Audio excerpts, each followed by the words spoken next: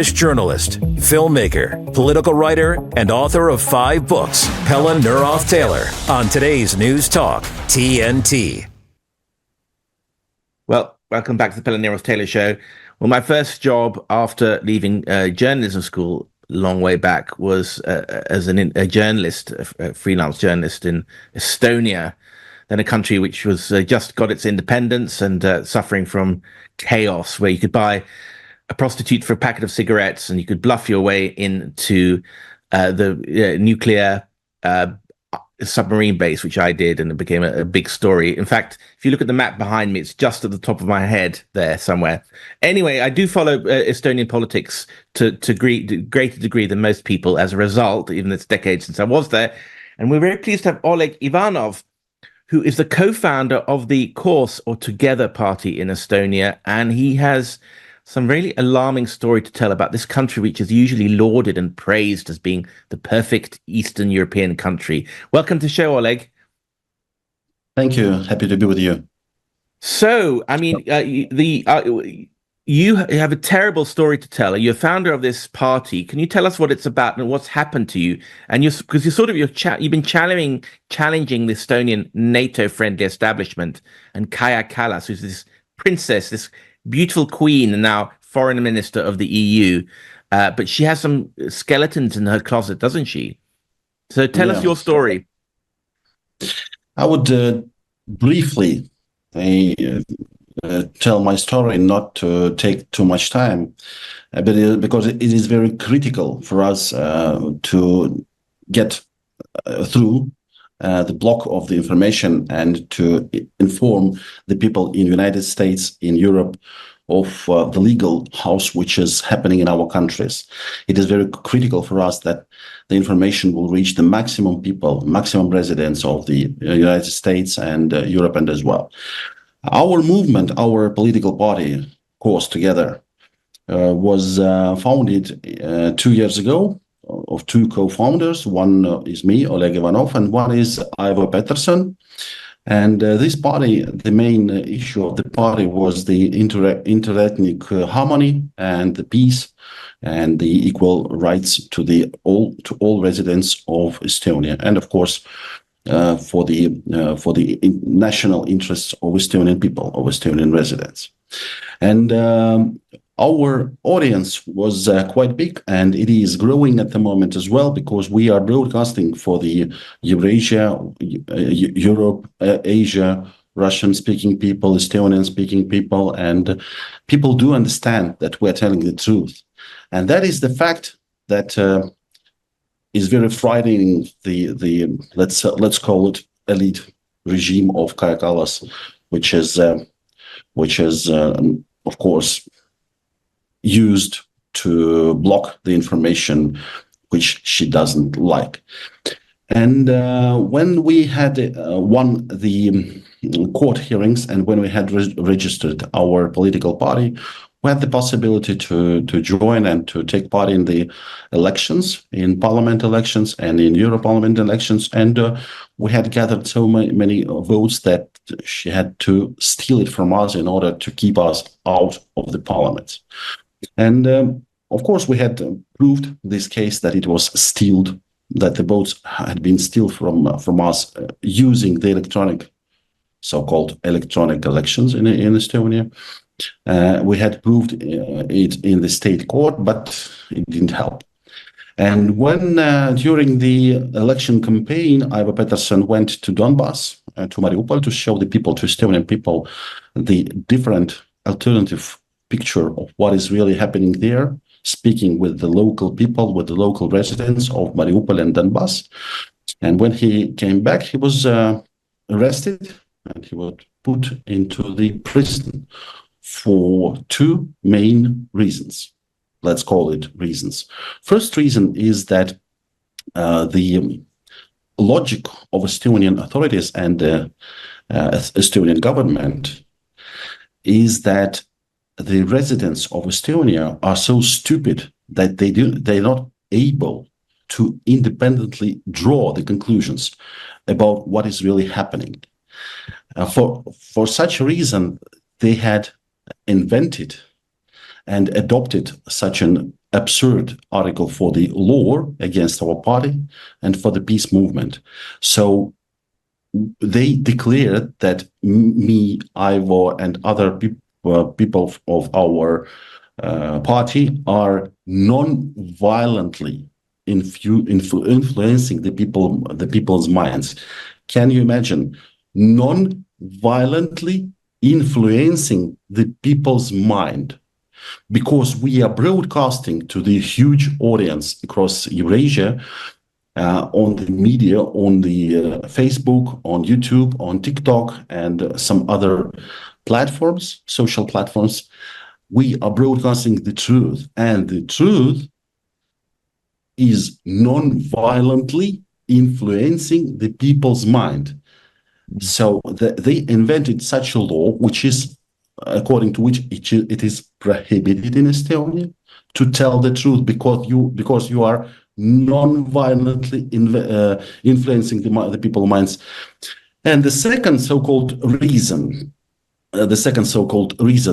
which they used to arrest him, was that when Aivo Peterson was crossing the border between Estonia and Russia, he had thrown away some candy wrappers, papers, and all sorts of contents of his pockets into the trash box near the border. And Estonian border guard saw it through his binoculars, and he shook out the contents of the trash box, and he presented all that he had found to the special services of Estonia. And there was a check in the papers, the check from Nevsky Prospect, from the exchange point, which showed that Aivo Peterson had exchanged 1,000 euro to the rubles.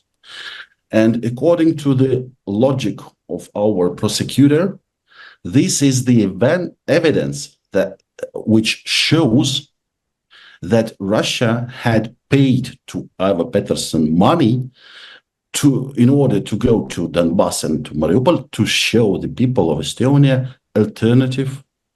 another picture of the reality which is taking place there. After that, when he had been placed under the arrest, the prosecutor's office had spoke with him once. During 1.5 years, the person is sitting in the prison, and the prosecutor office is meeting with him once. During that time, they are declaring that this person is very dangerous to the society of Estonia, because if he will be sitting, for example, in his house with the obligation not to leave the country, or using bracelet, for example, he would speak with the people, he would broadcast the truth, and he will non-violently influence the people of Estonia. Can you imagine the logic which is situated in the heads of Estonian government? Can I just and of course interrupt? Sorry, just to brief, I just summarize because what you're saying is basically, I mean, Estonia is a country which has a significant Russian-speaking population. Is it 20, 25%, 30% or something like that? Most of them came in the 1940s. 40%. Yeah, 40% already. Oh, 40. But, you know, there's been a lot of discrimination against them, I guess. But the counter argument is, from the Estonian perspective, is that they were brought in by Stalin to resettle Estonia and make them lose their nationality. There's arguments for both. Anyway, you're trying to create harmony between these communities and the very Russophobic Estonian media. You wanted to give an alternative view of that. So you went down to the Donbass, your colleague, and then they framed him on this false allegation. And then they created this fake law, as it were, of non-violently spreading information. Now, Estonia is like a poster child for democracy, and of course, it's a member of the EU, and it goes to EU meetings, and everybody pats Estonia on the head because it's very good at selling itself because it's blonde nation, Nordic or whatever. But actually, as you said, this goes against Article 10. I mean, it goes against basic European laws about free speech. You can't just ban someone because they are non-violently spreading a message the government doesn't like. And now this guy spent. And he left a check receipt in exchange. You go change money in St. Petersburg, and an Estonian soldier found that in the trash can and showed it, and that was the basis of him being a Russian spy, basically, or a Russian agent. But there was no other evidence. And then he spent, I don't know, 18 months in isolation. Now, pick up the story. What happened after that? After that, they had collected some garbage as well to the material which is being presented by the prosecutor to the court. 16, can you imagine, 16 volumes of the case to the court they had presented. They had been recording him. They had been listening to him and to our people as well. They had been collecting the material which is somehow showing that we are bad people. For example, according to the logic, if we are speaking about the logic, the check is the evidence of the payment from Russian government to Aivo Peterson. If they would have found, for example, tickets on tram tickets, they would have told us that Aivo was riding a tram and sitting next to the spy, speaking or betraying the Estonian state, or the ticket to the ballot. Absolutely the same logic. They are not trying to be reasonable. They're just punishing the person for in order to show other that it is prohibited in Estonia to show the truth or to speak on alternative opinion. Unfortunately, in our country, they had invented already artificial hatred between the ethnical Estonians and Russians and Russian-speaking people. The number of Russian-speaking people is rising all the time because Ukrainians are also coming to our country, and Estonians are not creating big families. They are creating maximum birth. One child is being birthed in the family. Unfortunately, it is the reality of Estonians at the moment. So the number of Estonian-speaking people is decreasing, and the number of Russian-speaking people is increasing in the country. And we had, as you told correctly, we had founded the movement, the party for the interethnical harmony in Estonia, in order to keep the peace, in order to defend the national interest of our state, our country. Absolutely the same as, for example, Viktor Orban is doing with Hungary and etc. And of course, this I would say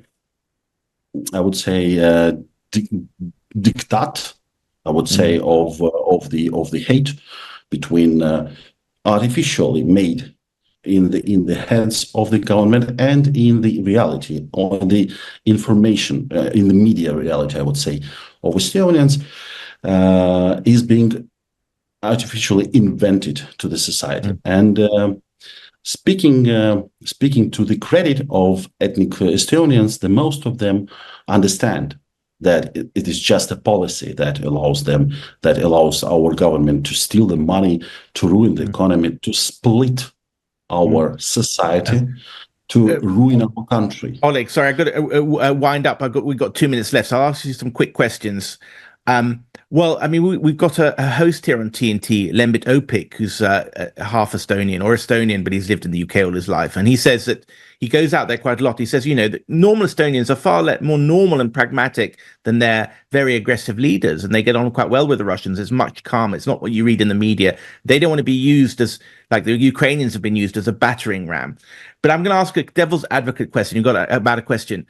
Do you think that people your opponents fear that you'll be used as a Trojan horse for Russian influence, and that do you think Putin might invade and use you as the kind of the new regime if Estonia becomes a new Donbass, if you like? Can you address that in about a minute? you have very good example of the cooperation of Estonian and the Russians.